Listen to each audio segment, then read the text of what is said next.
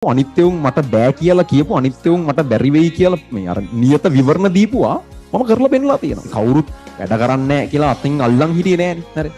ඕගොල්ලෝ විසින්මනේ ඒක උනේ නැත්තේ. තව බොහොම පොඩි කාලයකින් ඔයාලා ස්වාධීන මිනිස්සු වෙනවා. ඒතකොට හොඳට මතක තියාගන්න යාළුවෝ එකෙක්වත් නැති වෙනවා. නිකන් හිතන්න තව අවුරුදු 5කින් තමන් මොන වගේ එකෙක් වෙයිද කියලා. ඔයාගේ ඔළුවේ තියෙන එහෙම එකක් තියෙන උඹලා හැමෝටම නෑ කියන්න එපා. රිවිෂන් එක ඉන්නවා කියන්නේ මෙතන ඉන්න උඹලා බහුතරය ෆේලියර්ස් නේ, අසාර්ථක වීමනේ. ගොඩක් වෙලාවට අම්මා තාත්තා මුල්ලිට කියන්නේ අයියා වගේ වෙන්න එපා අක්කා වගේ වෙන්න එපා කියන එකනේ. හරි. ඒක නම් උඹලා අසාර්ථක වීම. උණු බැනුම් අහගෙන චාටර් වෙලා කිසි શબ્දයක් නැහැ. ඒවට ප්‍රතිචාර දක්වන්න යන්නේ නැතුව ඒවට එවෙලි රියැක්ට් කරන්න යන්නේ නැතුව ඇතුලේ තියන් ඉන්නවා. හරි මාස 6-7ක් දෙන්න උත්තරයක් දීලා පෙන්නන්නම්. එහෙම ඉන්නේ උන් ඉන්නේ. වටේ මිනිස්සු හිතන විදිය මෙහෙම කරද්දි වෙනස් වෙනවා. මාර ඉක්මනට එක වෙනස් වෙනවා. මේ බැන හිටපු එක ඊළඟ මාසේ හොඳ කියන්න පටන් ගන්නවා. ඔයාලගේ අනාගතය වෙනුවෙන් තව අවුරුදු 5කින් ඔයාට යන්න ඕන කියලා වගේ ඔළුවේ තියෙන අර තැන වෙනුවෙන් මේ වෙලාවේ ඔයාට පැවරිලා තියෙන වැඩේ හරියට කරන්න. මේක ඔයාලගේ ප්‍රොෆෙෂනල් ලයිෆ් එක. පිටිපස්සේ හැරලා බලද්දී සක්සස්ෆුල් කියලා හිතෙනකොට දැනෙන ආතල් එක. හරි. ඒ ත්‍රිල් එක ඒක ගන්න බැරුව ඇති වෙන මොන වගේවත් එතකොට මොන මට්ටමක ඉන්න ළමයෙක් වුණත් තාම උඹලට මේක කරන්න පුළුවන්. එහෙම කරන අය හැම අවුරුද්දකම ඉන්නවා. හැබැයි අර මුලින් ඉඳන් වැඩ කරගෙන ආපු එකෙක් වගේ රිලැක්ස් එකේ එහෙම බෑ ඉතින් ඈ. ඒක ඔයාලා බලාපොරොත්තු වෙන්න.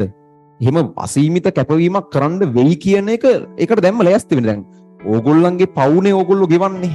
ඒකට ඕගොල්ලෝ කවුරුත් වැඩ කරන්නේ නැහැ කියලා අතින් අල්ලන් හිටියේ නෑනේ. හරි. ඕගොල්ලෝ විසින්මනේ ඒක උනේ නැත්තේ.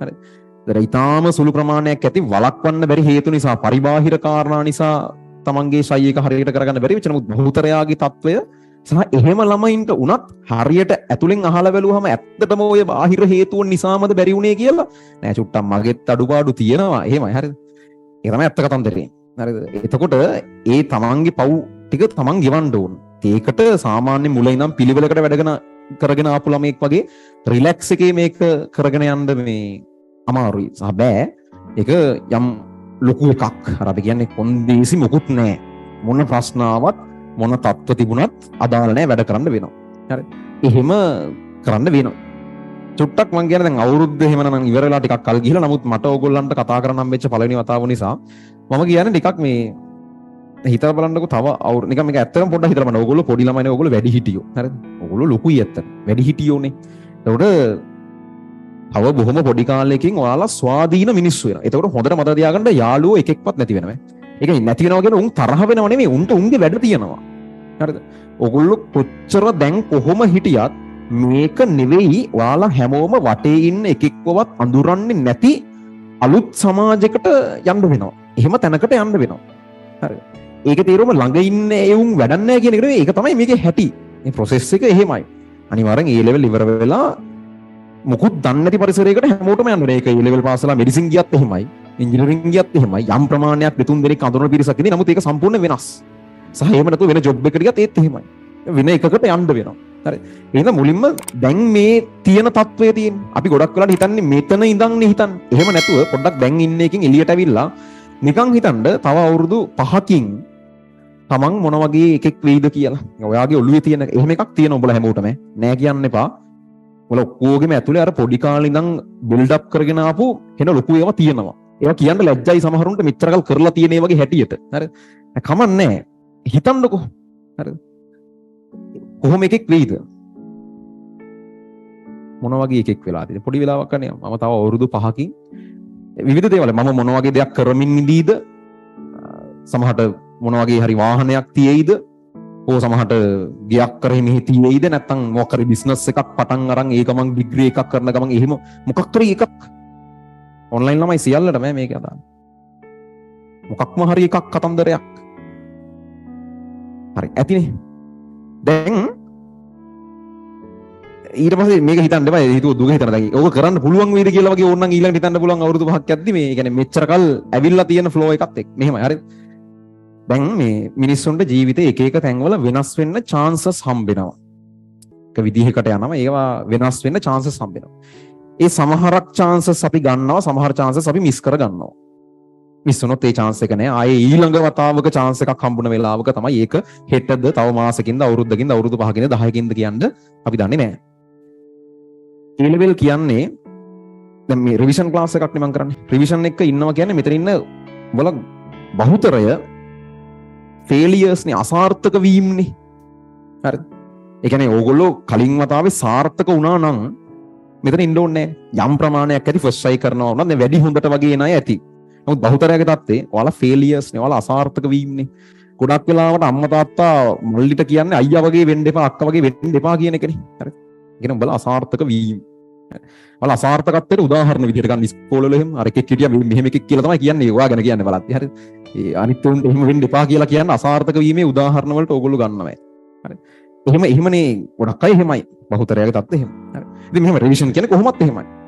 හැබැයි ඔය අසාර්ථක මිනිස්සෙක් කියන ඉරණම යම් ප්‍රමාණයක් ඉන්නවා හැම අවුරුද්දකම කන පිට හරවනවා.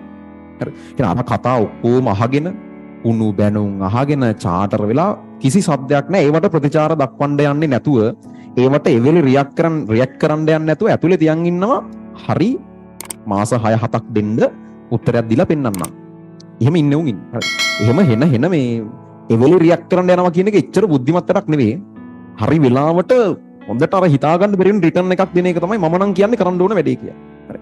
එහෙම හිතන්න හැම අවුරුද්දකම ඉන්නවා. 2021 හිටියා 22 එන්න නියමිතව ඉන්නවා රිසල්ට්ස් එන එකත් එක්ක තමයි උන් ටික එළියට එන්නේ. දැනටම හොඳට කරා හරි මගේ වැඩේ ඉවරයි කියලා ඉන්නේ උන් ඉන්නවා. නමුත් ඒක නිල වශයෙන් උන්ට සහතිකයක් නෑනේ, රිසල්ට් එක නෑ යාළගේ සහතිකය. හැම අවුරුද්දකම එහෙම සෙට් එකක් ඉන්නවා. මේක වෙනස් කරලා එතන ඉඳන් උන්ව ගන්නේ ඒ මොහොතේ ඉඳන් උන් සාර්ථක වීමේ උදාහරණය වෙනවා. බලන්නකො මෙච්චර කල් මේ පිස්සු නටන ඉඳලා දැන් බලන්නකො ඌ ඉන්නේ හැටි. ඌ කරගත්තනේ ඌ කොහොම හරි. එහෙම ඌ මාරු වෙනවා තනිකර. ඒක වටේ මිනිස්සු හිතන විදිය මෙහෙම කරද්දි වෙනස් වෙනවා. මාර ඉක්මනට එක වෙනස් වෙනවා. මේ බැන හිටපෙක ඊළඟ මාසේ හොඳ කියන්න පටන් ගන්නවා. ඒ කියන්නේ මේ වටේ මිනිස්සු හිතන විදිය කියන්නේ හරි తాවකාලික දෙයක්. කොයිම වෙලාවකවත් උන් හිතන විදිය මත ඔයාගේ පාත් එක තීරණය වෙන්න දෙන්න එපා. ඒක මාර ඉක්මනට වෙනස් වෙනවා. හරි. එහෙනම් හරි විෂන් එකක් තියාගන්න. හරි. ඕගොල්ලෝ සමහරට අසාර්ථක වීම වෙන්න ඇති. කමක් නැහැ. ඒක වෙනස් කරන්න පුළුවන්. මේ ඇවිල්ලා තියෙන එහෙම chance එකක්. ඒ chance එක මිස් කරගන්න එපා. ඒකට මේ වගකීම් සහගතව වැඩ කරන්න. ඔයාලගේ අනාගතය වෙනුවෙන් තව අවුරුදු 5කින් ඔයාට යන්න ඕන කියලා ඔයාගේ ඔළුවේ තියෙන අර තැන වෙනුවෙන් මේ වෙලාවේ ඔයාට පැවරිලා තියෙන වැඩේ හරියට කරන්න. මේක ඔයාලගේ ප්‍රොෆෙෂනල් ලයිෆ් එක. මම හැමතිස්සෙම කියන්නේ ඉගෙන ගන්නවා කියන්නේ A level ළමයෙක්ගේ ශිෂ්‍යත්වයේ O level ළමයෙක්ගේ ඒක ප්‍රොෆෙෂනල් පාර්ට් එකක් නෙවෙයි වෙන්න පුළුවන්. හැබැයි A level ළමයෙක් ඉගෙන ගන්නවා කියන්නේ ඒක එයාගේ වෘත්තිමය පාර්ට් එක. පඩියක් නැති රස්සාවක් වගේ දෙයක් මේක. ඒකේ අනාගත ප්‍රතිලාභය තව පස්සේ එන්නේ ඉන්වෙස්ට්මන්ට් එකක්. එහෙම නැත්නම් මේක ඔයාගේ ප්‍රොෆෙෂනල් පාර්ට් එක. මේක වෘත්තිමය පාර්ට් එකක්. ඒක පර්සනල් එක කලවම් කරගෙන කරන්න යන්න එපා. යාතල ඉන්න රිලැක්ස් එකේ වෙලාවක් හම්බෙන වෙලාවට මේක කරනවා එහෙම එපා. හරි. මේක බහලා කරන්න. මේකේ ප්‍රතිලාභ ටික දකින්න, ඒ කියන්නේ ඔයාට ඕන තැනට යන්න නම් ඒ වෙලාව ඔයාට පැවිරලා තියෙන රාජකාරිය හිතලා යනුව කරන්න. දැන් ඕගොල්ලෝ දැන් හිතලා බැලුවොත් ඔයා මෙච්චර කල් ඇවිල්ලා තියෙන ගමන දිහා ගොඩක් වෙලාවට 100%ක් තියා 150ක් හරි ඒ ගැන තෘප්තිමත් වෙන අය අඩුයිනේ. තව කරන්න තිබ්බ, තව මෙහෙම කරන්න තිබ්බ, මෙහෙම වුණා නම් එහෙමනේ ගොඩක් අය. හරි. දැන් මම ඔය ටික හිතලා බැලුවොත් මට හිතෙන්නේ මම සාර්ථකයි කියලා. මට නිකන් ඉන්න වෙලාවක හිතුවොත් පිටිපස්ස හැරලා ජීවිතේ මේ වෙනකන් ඇවිල්ලා තියෙන පාර්ට් එක ගැන මොකද හිතන්නේ කියලා මට ඒක පට්ට සාර්ථකයි. හරි. මගේ වයස අවුරුදු 24 වගේ වෙනවා. 24යි මාස 6යි දවස් 5ක්ද කොහොමද. හරි. මේ ඒක දවස් ගණන් මම හැමතිස්සෙම ගණන් කරලා නැහැ. ඔය තියරි පන්තියේ මොකක් හරි එකදී ඒක ගණන් කරගත්තා. ඒ හින්දා මතක. එතකොට මේ 24. ඒ කියන්නේ ඕගොල්ලන්ට වඩා මේ අවුරුදු 5ක් හෝ සමහරට අවුරුදු 4ක් වගේ තමයි මම වැඩිමල් වෙන්නේ. ඒතර උඹලා අවුරුදු 5කින් වෙනවා කියලා දැන් චුට්ටකට කලින් හිතුවේ. ඒ අවුරුදු 5 පාස් කළා මම ඉන්නේ. හරි. එතකොට මමත් ඔය කාලේ යම් දේවල් ටිකක් තව අවුරුදු 5කින් මම මේ වගේ එකෙක් වෙනවා, මෙහෙම දෙයක් කරනවා කියලා හිතුවා. ඒ වම නෙවෙයි උනේ මේ වෙද්දි. ඒක වෙනස් වෙනවනේ අරින්. ඒ හිතන එකම වෙනවා කියලා එකක් නැහැ. නමුත් අවසාන ප්‍රතිඵලයට එහා මම ඇවිල්ලා තියෙනවා මේ වෙනකොට. මම ඔයාලගේ තැන ඉඳන් මට කවුරු හරි ඔය වයසේදී කිව්වොත් උඹලා තව අවුරුදු 5කින් ඉන්න තැන හිතපල්ලා කියලා මම හිතන එකට වඩා එහාට මම අවුරුදු 5 වෙද්දී ඇවිල්ලා තියෙනවා. හරි. ඒක මට පිටිපස්ස බලලා හිතන්නේ හරි මම සාර්ථකයි. මට තව සාර්ථක වෙන්න පුළුවන් ඉස්සරහට. මම කියන්නේ ඒ දැනෙන්න එහෙම පිටිපස්ස හැරලා බලද්දී සක්සස්ෆුල් කියලා හිතෙනකොට දැනෙන ආතල් එක හරි ඒ ත්‍රිල් එක ඒක ගන්න බැරුව ඇති වෙන මොන වගේවත් මට ඕන එක මම කරගෙන තියෙනවා මං හිතපු අචීව්මන්ට්ස් ටික මම අරගෙන තියෙනවා කියලා. එහෙම හිතෙනවා නම් මිනිස්සෙකුට පිටිපස්ස හැරලා බලද්දී මීට එහා තව කරන්න දෙයක් නැහැ. මට කරන්න පුළුවන් ටික හරි මම කරලා ඉවරයි. මේක පට්ට. මම ජීවිතයේ හැම අධීරකම ඒ වෙලාවේ මට පැවරලා තියෙන රාජකාරිය මම උපරිමයෙන් කරලා තියෙනවා. මම A level කරන කාලේ මම අයිලන්ඩ් රෑන්ක් එකට A level කරා. ඊට පස්සේ එතනින් එහාට මගේ වෘත්තීය වෙච්ච මේ පාර්ට් එක. එතනින් ඊට කලින් හැම තැනකදීම එහෙම කරන්න try කරන්න. මේ වැඩේට සමහරට මේ ඔයා ආස නැතිද දැන් මම කිව්වට ආසාව ඉගෙන ගන්න කියලා උඹලා ඉගෙන ගන්න ආස නැහැනේ. හරිද? මම කිව්ව පළියට මෙතනින් හැම එකම ඉගෙන ගන්න ආස වෙන්නේ නැහැනේ. ඒක මෙහෙමයි. ඉගෙන ගන්න ආස වෙන්න එපා. බැයි නම් ඉගෙන ගන්න ආස වෙන්න අමාරුයි නම් ඉගෙන ගන්න ආස වෙන්න එපා. නමුත් ඒකේ ප්‍රතිලාභයට ආස වෙන්න. ඒ කියන්නේ ඔයා කරන වැඩේට ආස නැත්තම් ඒ වැඩේ කරන එකෙන් ඔයාට ලැබෙන දේට ආස වෙන්න. හරිද? ඒ වෙනුවෙන් ඔයා මේක කරන්නේ. ඔයා ඉස්සරහට මොකක් කරත් අනිත් එක කොන්ෆිඩන්ස් එක. ඒ ලෙවල් වලින් මම කියන්නේ මිනිස්සුෙකුට හම්බෙන වැදගත්ම දේ මගේ කෝණයෙන් නම් කොන්ෆිඩන්ස් එක. ඩිග්‍රී එක නෙවෙයි. ඒ කියන්නේ දැන් ඕන තරම් මොන වැඩේ ඔයා කරන්න ගියත් හරියන්නේ නැති වෙයි දන්නේ නැහැ කියලා ඕන මිනිස්සුෙකුට හිතෙනවා. දැන් උඹලට හිතෙන්නේ මේක ඔය කරාට හරියන්නේ නැති වෙයි දන්නේ නැහැ කියලා. හරි. එහෙම හිතෙනවා. අපිටත් අදටත් හිතෙනවා.